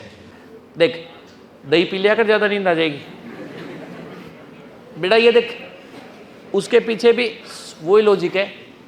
जैसे ये एक तो नींद नहीं आती, स्ट्रेस से नहीं आती कि वो ज़्यादा ओवर स्टडी हुई होती है, उससे नहीं आती। तो उसका समाधान तो हो गया ना, ओवर स्टडी करे क्यों। ये फैक्ट होता है बेटा। वही बात एक खास बात देखना, मतलब आप लोग 3 दिन का 1 दिन खाते हो तो अपच तो होता ही है। आपने देखा होगा किसी दिन जिस दिन आपकी बहुत अच्छी पढ़ाई होती है उससे अगला दिन 100% खराब होता है। ये फैक्ट होता है। उसके पीछे बड़ा लॉजिक ये वाला होता है। उसके आप एक दिन बहुत अच्छी पढ़ाई कर लेते हो, रात को फिर आपको साउंड स्लीपिंग कभी नहीं आती। मान ले कोई मॉड्यूल सोल्व किया, क्वेश्चन बहुत ज्यादा सोल्व किया, तो रात को देखा होगा ना, उस दिन रात को सपने में भी तो अगला दिन जो खराब होता है ना, वो सिर्फ और सिर्फ ये होता है कि आपकी बॉडी डल हो जाती है। और उसके पीछे बड़ा लॉजिक होता है, रात को आपको साउंड स्लीपिंग नहीं आई हुई होती। इसलिए तरीका ये होता है, किसी दिन ऐसा करो ही मत कि आप एक्सट्रीम पढ़ाई करो।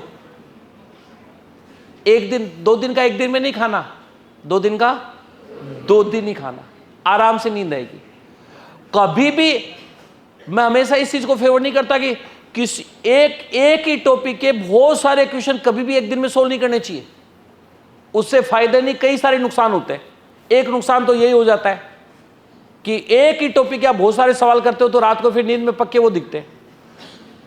और दूसरा ये होता है, एक ही दिन में वो टॉपिक्स आप बार बार रिवाइज कर रहे हो, वही क्वेश्चन रिवाइज कर रहे हो, उसकी वजह उसी टॉपिक के क्वेश्चन आप 2-3 दिन करते तो उस टॉपिक का रिवीजन 1 दिन होता कि 2-3 दिन होता, वो फायदा और होता। तो इसलिए एक ही दिन एक ही सब्जेक्ट के मॉड्यूल को एक साथ कभी सोल्व नहीं करना चाहिए। और दूसरा, एक्सट्रीम कभी नहीं पढ़ना चाहिए। तो तेरे जो वो नींद के पीछे लॉजिक एक्चुअल में क्या है? ओवर स्टडी है।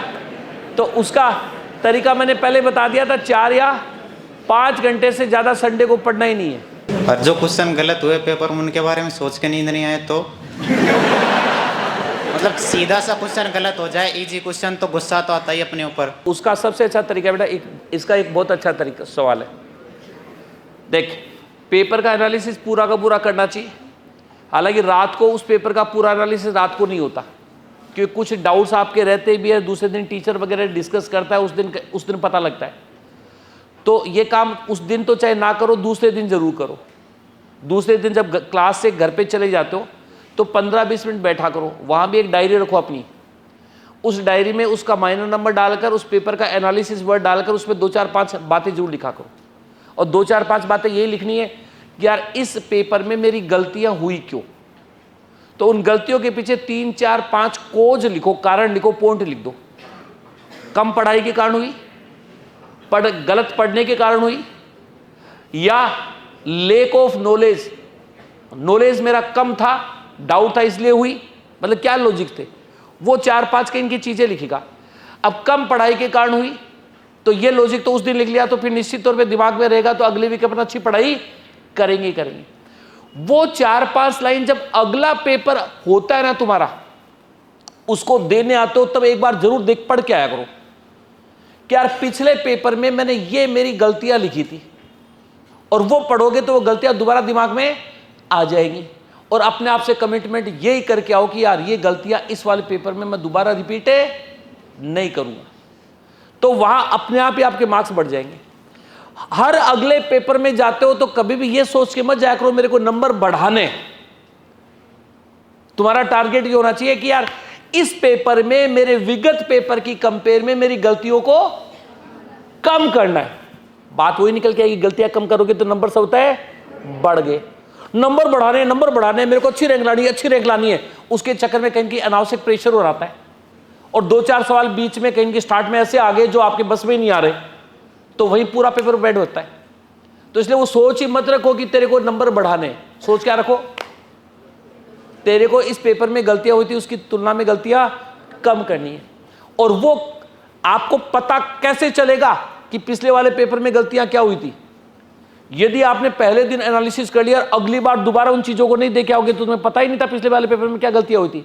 तो मैंने बताया ना, उस दिन उसका एनालिसिस लिखो और अगली बार पेपर देने आते हो तो उनको पढ़ के आओ, ताकि उस दिन याद आ जाए कि पिछली बार क्या गलतियां हुई थी। तो इतना काम तो करना है, लेकिन ये काम संडे को शाम को नहीं करना, ये काम मंडे को शाम को करना चाहिए, क्योंकि मंडे को पेपर का डिस्कशन वगैरह क्लास में सब कुछ हो जाता है।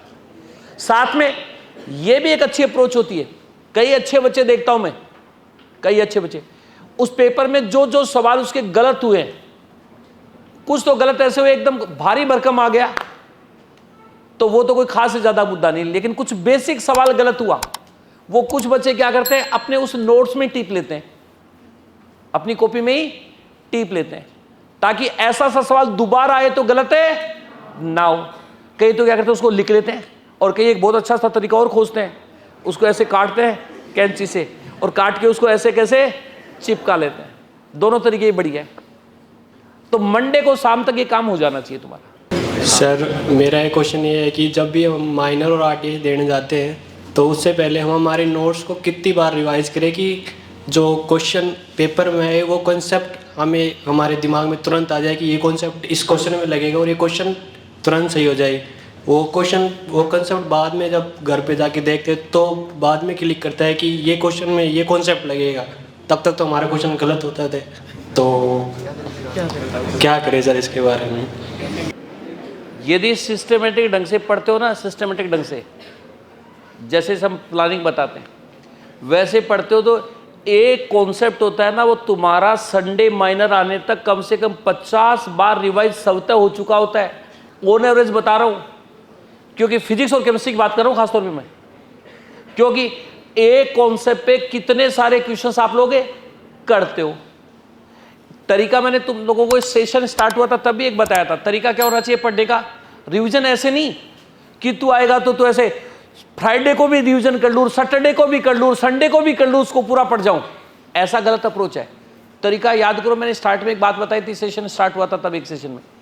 तरीका होता है मंडे को मंडे वाला पढ़ा, ट्यूसडे को ट्यूसडे वाला रिवाइज करने से पहले एक बार मंडे वाले को सुपरफिशियली देखो ताकि वो ट्यूसडे वाले से कनेक्ट हो जाए। तो सुपरफिशियली देखोगे तो वो रिवीजन ही हुआ क्या? बुधवार को बुधवार वाला पढ़ने से पहले सुपरफिशियली मंडे वाले को भी देखो, ट्यूसडे वाले को भी देखो और वेडनेसडे वाले को भी देखो। इसका मतलब नोटबुक आपकी डेली की डेली खुलनी कहां से चाहिए? जहां से टॉपिक का स्टार्ट हुआ था। तो बता, मंडे वाला कंटेंट अगले सैटरडे तक जाते जाते नजरों में कितनी बार पढ़ा? 12 बार पढ़ा। 12 उस चीज के 12 सवाल तो क्लास में सर ने कराए और उस कॉन्सेप्ट के 12 सवाल 13 सवाल या 20 सवाल के लगभग तू भी कर लेता है। तो एक्चुअल में मिल सब जोड़ेगा तो वो कॉन्सेप्ट कितनी बार रिवाइज हुई? तो कहां रिवाइज करना पड़ रहा है? फिजिक्स और केमिस्ट्री रिवीजन नोट से वैसे नहीं करना होता, क्वेश्चन से भी रिवीजन होता है। जैसे अभी मैंने तेरे को आरटीएस की एक प्लानिंग बताई। फिजिक्स में मंडे को पूरा थ्योरी पढ़ा, फिर डेली उस टॉपिक के 30-40 सवाल समर से सोल्व करना चालू कर दे। मंगलवार को किया, बुधवार को किया, गुरुवार को किया, शुक्रवार को किया, शनिवार को किया। तो उस टॉपिक का रिवीजन एक दिन नहीं हुआ, एक बार नहीं हुआ, कितनी बार हो गया रे? 6 बार हो गया। आरटीएस की तैयारी ऐसे करनी चाहिए। और माइनर की तैयारी रिवीजन वैसे कॉपी पलटने वाला रिवीजन नहीं करना। मैंने बताया ना, डेली का डेली पढ़ो और उससे पीछे वाले कंटेंट को कनेक्ट करो। प्लस जितने तेरे मॉड्यूल के क्वेश्चन है वो सब के सब सोल्व कर, वो सफिशिएंट रिवीजन है। हेलो सर, मेरे ये क्वेश्चन है कि सर कंप्लीट कैसे, मतलब क्लास में है ना हम कंप्लीट ध्यान नहीं दे पाते। बेटा देख, होता क्या है, एक रिपीटर के लिए जो क्लासरूम होती है ना वो बहुत उपयोगी होती है। आप क्लासरूम बड़े मन से लेते हो, बड़े मन से क्लास लेते हो तो निश्चित तौर पे क्लास में बहुत सारा कवर हो जाता है। जैसे मैंने कहा ना, घर पे जाके 4 घंटे सेल्फ स्टडी के लिए चाहिए। तुम लोग यदि मन से क्लास लेते हो तो 4 घंटे के बजाय वो काम 3 या 2.5 घंटे में हो जाता है, क्योंकि सब चीज़ें कहीं की तुम्हारे को क्लास में लगभग लर्न हो जाती है, याद हो जाती है। लेकिन वो कब होएंगे? जब क्लास है मन से ना लो, मन से लो। सर मन से ही लेते हैं क्लास तो, पर और बच्चों की तुलना में वो कम। उसके पीछे बेटा सबसे बड़ा लॉजिक होता है कि आप क्लास में जो सर पढ़ा रहा है, जो भी आज पढ़ा रहा है, वो चीज़ आपको पहले से, मतलब वहाँ तक का चीज़ आपको पहले से आ रहा है, तो आपका क्लास में इंटरेस्ट निश्चित तौर पे बढ़ेगा। और यदि जो आज पढ़ा रहा है उससे पहले की 2-3 क्लास का तेरे को नहीं आ रहा, तो फिर क्लास में इंटरेस्ट तेरा घटेगा। क्योंकि क्लास में तो चलता क्या है, फिजिक्स केमिस्ट्री में तो हर जगह क्या होता है, आज जैसे क्लास कराते हैं तो पीछे वाली चीज़ें सब न्यूमेरिकल्स में काम आती है। तो न्यूमेरिकल बहुत सारे कराते हैं, तो न्यूमेरिकल में इंटरेस्ट तो तभी आता है ना जब पीछे वाला तेरे को आता है। बायोलॉजी में भी आगे वाली चीज़ें पीछे वाले से कनेक्ट तो होती होंगी। तो क्लास में मज़ा तो तभी आएगा जब सब चीज़ें कहीं की पहले से तेरे को आ रही है। तो ये चीज़ें भी इंटरेस्ट होता है पैदा हो जाएगा जब शेड्यूल्ड तरीके से पढ़ाई करोगे। डेली का डेली पढ़ोगे तो पीछे वाली सब चीज़ें आएंगी, तो अपने आप ही क्लास में इंटरेस्ट पैदा होगा। डेली का डेली पढ़ेगा तो तेरा जो दिनचर्या है वो रेंडम नहीं होगा, बड़े सिस्टमेटिक ढंग से हो जाएगा। सिस्टमेटिक का मतलब टाइम पे सोना, टाइम पे खाना, टाइम पे उठना। और जब आदमी की दिनचर्या थोड़ी सी शेड्यूल्ड हो जाती है तो फिर निश्चित तौर पे एकाग्रता है वो कहीं बढ़ जाती है। तो कभी तू ज़्यादा सोती है, कभी तू कम सोती है, कभी तू पढ़ती है, कभी नहीं पढ़ती। तभी क्लास में ये हालत होता है, कभी तेरा मन लगता है और कभी मन है। तो इनको सुधार ले, सुधर जाएगा। मुझसे आपसे ये क्वेश्चन पूछना है कि पेपर एनालिसिस तो करते हैं, वो जो गलत क्वेश्चन हुए हैं वो करना है या फिर पूरा करना है? नहीं, गलत देख, वो तो तेरे को पेपर अटेम्प्ट करते वक्त तेरे को ये भी पता है कुछ तूने तीर मारा था, सेट हो गया, वो तेरे को पता होता है पेपर में। क्योंकि इसीलिए मैंने एक बात बताया ना, मंडे को पेपर का एनालिसिस मंडे को करना चाहिए जब क्लास में पेपर डिस्कस हो चुका होता है। तो पहली बात तो तेरे को वो पढ़ने की जरूरत ही नहीं पड़ेगी। क्लास में कोई बच्चा पूछेगा कोई, तो तेरे को ये पता लग जाएगा कि तेरे को ये नहीं आ रहा था, फिर भी तेरा तीर सेट हो गया। उनका एनालिसिस तो करना ही है, वो तेरे को हकीकत में आ नहीं रहा था अच्छे से, सही हो गया वो अलग बात है। तो उन सवालों को करना है जो कन्फर्म नहीं था फिर भी तेरे को सही हो गया, और जो तेरे गलत हो गए उनका करना। पूरा पेपर तो पढ़ने का मौका ही नहीं मिलता। क्लास का सॉल्यूशन होता है पेपर में, तो वो बड़े मन से बैठा करो, चाहे तुम्हारा गलत हुआ है या सही हुआ है, बच्चा कोई भी उस पेपर में डाउट क्लास में पूछता है, टीचर बताता है, उसको बड़े मन से सुना करो, क्योंकि क्या पता तुम गलत अप्रोच लगा के भी उसको सही कराए हो, लेकिन सर सही अप्रोच बता रहे हो, तो वो स्वतः एनालिसिस उस चक्कर में भी हो जाता है। ठीक है सर, मेरा सवाल ये है, कभी पेपर ऐसा होता है अपन सोचते हैं कि इतने नंबर लाने उतने आ जाते हैं, कभी पेपर ख़राब हो जाता है, तब मतलब अच्छा होता है तब उसकी खुशी में, और ज़्यादा मतलब ख़राब होता है तब उसके गम में पढ़ नहीं पाते हैं, मतलब अच्छा होता है तो भी नहीं पढ़ पाते हैं, ख़राब होता है तो भी नहीं पढ़ पाते। ये मान ले तो ये तो जस्ट मतलब ये फाइनल पेपर थोड़ी है। फाइनल नहीं है तो भी अपना टारगेट होता है कि अब की बार माइनर में इतने नंबर लाने हैं, तो उतने आ जाते हैं तो भी नहीं पढ़ पाते हैं। टारगेट में तो क्या कह रहा हूँ अभी तेरे को, अभी एक बात बोली, मैं तो इस फेवर करता ही नहीं कि माइनर में कुछ सोच बना के जाओ कि मेरे को इतने नंबर लाने हैं। माइनर में एक ही सोच होनी चाहिए, यार पिछले पेपर में जो गलतियाँ की थी उससे गलतियाँ मैं रिड्यूस करूँगी, इतना टारगेट होना चाहिए। तो फिर अच्छा और बुरा तो सब सेकेंडरी हो गया। आप देख बेटा, माइनर होता क्या है, माइनर में उठापटक हो जाती है बहुत प्यार से, क्योंकि पेपर में क्या होता है, एक ही पैटर्न के कई बार सवाल बहुत सारे आते हैं। माइनर में तो ये भी तो होता है ना, तो कई बार वो एक दो सवाल गलत होने लग जाते हैं, तो कई गलत होते हैं। लेकिन इन समस्याओं का सबका निदान फाइनल एग्जाम में बहुत आसानी से हो जाता है। तो इसलिए थोड़ा बहुत उठापटक चलता रहता है, तो उस पर कुछ ज़्यादा गौर करना ही नहीं। तू तो हर पेपर में जाती है तो एक ही टारगेट बना कि तूने तेरी पिछले वाले की तुलना में गलतियां रिड्यूस की कि नहीं की, ये सोच रखा कर। और फिर ये बुरा होता है तो ये फील कर लिया कर कि यार मैंने मेरा एक्सट्रीम किया फिर भी अच्छा नहीं हुआ, अब की बार मैं और अच्छा प्रयास करूंगी, दैट्स ऑल। पेपर खराब होता है तो मतलब आगे पढ़ते हैं तो डर लगता है कि अब की बार नंबर आए, अब की बार ज़्यादा आएंगे नहीं आएंगे, ऐसे पढ़ते हैं तब डर ही लगता है। पेपर टारगेट लेके पढ़ाई नहीं करनी, आपने को पढ़ाई डेली के डेली अपने टारगेट को लेके करनी है। अपना एक ही मिशन होना चाहिए कि आज का काम मेरे को आज कंप्लीट करना है, आज का क्या टास्क है वो सोच के पढ़ाई करनी है। बायोलॉजी पढ़ते हैं तब विचार ज़्यादा आते हैं, फिजिक्स केमिस्ट्री पढ़ते हैं कम विचार आते नहीं हैं, बायोलॉजी पढ़ते हैं तब थॉट्स आते रहते हैं। बायोलॉजी फिजिक्स केमिस्ट्री में तो एकाग्रता बनाने का काम पेन करता है, जबकि बायोलॉजी में पेन तो चलाते नहीं। अपन बायोलॉजी तो ऐसे पढ़ते हैं और ऐसे पढ़ते हैं तो दिमाग डाइवर्ट है होता ही होता है। तो ये मैं हमेशा बोलता हूँ, चाहे फिजिक्स पढ़ो, चाहे केमिस्ट्री पढ़ो, चाहे बायोलॉजी पढ़ो, पेन तो लगातार चलना चाहिए। रफ नोटबुक होनी चाहिए, सामने रफ नोटबुक रखो, जो भी लाइन पढ़ते हो उसमें कोई वर्डिंग जो भी है उसको रफ में लिखो जरूर। डायग्राम वायग्राम साथ साथ जरूर बनाओ। एक तो डायग्राम ऐसा सा होता है कि डायग्राम अपन एनसीईआरटी में देख ले हो गया, एक ये तरीका कि उसको पढ़ते वक्त सुंदर बनाने की जरूरत नहीं है, थोड़ा सा गंदा सा डायग्राम बना लो, लेकिन वही साथ साथ में उसकी लेबलिंग कर लो एक बार थोड़ा सा, उससे एक तो याद भी अच्छे से होएगा और दूसरा कंसंट्रेशन भी अच्छी बनेगी। और टेंशन ज़्यादा होती है, मतलब पढ़ते हैं तो भी कि आगे क्या होगा, कि अब की बार ऐसे। टेंशन किस चीज की होती है? तो भी मतलब कि अब की बार बोल के आए तो देख बेटा, बिना टेंशन के तो आदमी कभी काम कर ही नहीं पाता। जानवर होते हैं ना, उनको टेंशन नहीं होती, इंसान को तो टेंशन है, होगी। सामाजिक प्राणी है, समाज में पता नहीं कितने लोगों की नजर उस पर रहती है, तो तनाव तो रहता ही है। तो ह्यूमन बीइंग एक्स्ट्रा काम सिर्फ और सिर्फ इसलिए करता है कि वो तनाव लेता है, टेंशन लेता है। तो स्ट्रेस लाइफ में आगे बढ़ने के लिए अति आवश्यक है, लेकिन मेरी बात, लेकिन स्ट्रेस आदमी को होना किस चीज का चाहिए?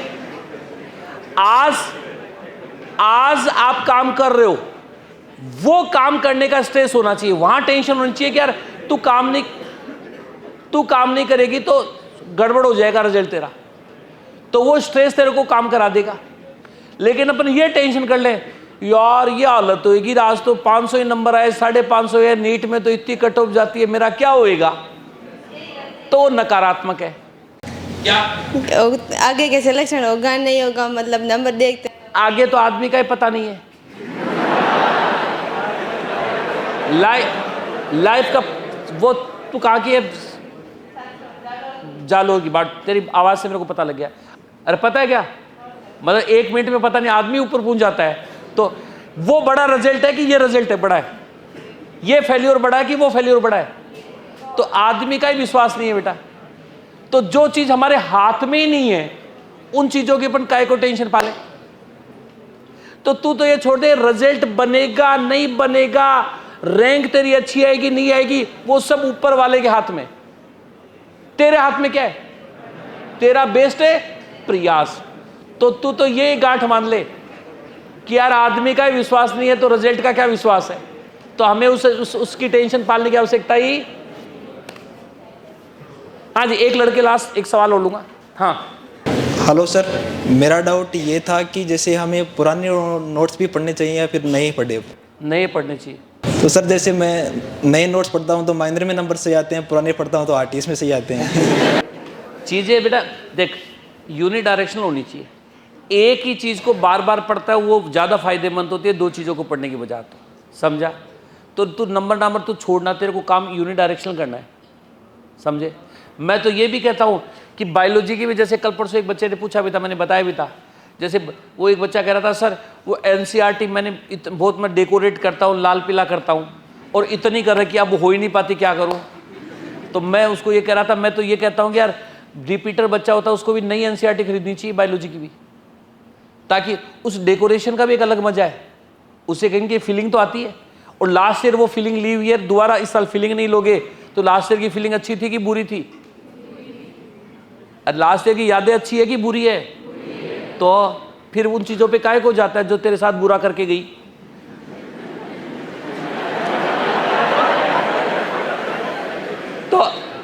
तो नई चीजें जो बना रहे उसको पढ़ो बेटा। देख, आदमी को थोड़ा सा फ्रेशनेस फील होनी बहुत जरूरी है, समथिंग न्यू फील होना बहुत जरूरी है। यदि रिपीटर ये फील कर लेगा, जैसे क्लास में कुछ बच्चे फिक्स होता है, सबसे पीछे की बेंच में छोरे बैठते हैं, वही छोरे बैठते हैं जिनको लिखना नहीं होता, फिक्स होता है वो क्या। लेकिन लिखने से फायदा तो होता ही है बेटा, लिखने से चीज याद तो होती है ना। जितना क्लास में सिस्टमेटिक ढंग से तुम उन चीजों को लिख लेते हो उतना घर पे जाके तो लिख ही नहीं पाते हो। तो निश्चित तौर पे आपका रिवीजन का टाइम तो वो रिड्यूस करती ही है। तो नोट्स हमेशा फ्रेश बनानी चाहिए। तेरे को लगता है सर ने कोई चीज छोड़ दी मेरे पुराने वाले नोट्सों में थी है, तो उसको उठा के इसमें टीप ले, लेकिन पढ़ना क्या चाहिए? ठीक है। खैर, तो क्लास भी शिफ्ट चालू होगी शाम वाले बैच की, तो काफ़ी अच्छी बातें आप लोगों के साथ हो गई। सब बातों का वैसे उत्तर तो मैंने पहले ही दे दिया था, बस बाकी आपकी जिज्ञासाएं तो कुछ थी, उनको हमने थोड़ा सा और बताया। बाकी काम ये बेटा कि हम लोगों को बहुत अच्छा सा काम करना है। अभी इस वेट में नहीं रहना कि यार पढ़ाई सर ने कहा है कि लेकिन दिवाली के बाद वाली चालू करेंगे, दिवाली के बाद में ठंड भी आ जाएगी। तो अब तक कोई नालायकी कर रहा हो, कोई नहीं पढ़ रहा हो, वो भी अपने आप को बेटा स्टार्ट करिए। वैसे आज से तो पढ़ाई वैसे ही सवता ही चालू होनी है क्योंकि संडे को माइनर, लेकिन अगले वीक का स्टार्ट है, जैसे मैंने कहा ना उस तरीके से करो। बैकलॉग किसी का पीछे से चल रहा है नहीं चल रहा है वो सब छोड़िए, अभी बैकलॉग की वजह फोकस केवल और केवल इस पे करिए कि हमारा जो करंट का सीन है वो अच्छे से कवर हो जाए, और वो होने लग जाएगा तो थोड़े दिनों के बाद में ये कॉन्फिडेंस बैकलॉग को अपने आप ही कवर अप कर देगा। तो यही कुछ बातें थी, तो आप सबको शुभकामनाएं, धन्यवाद।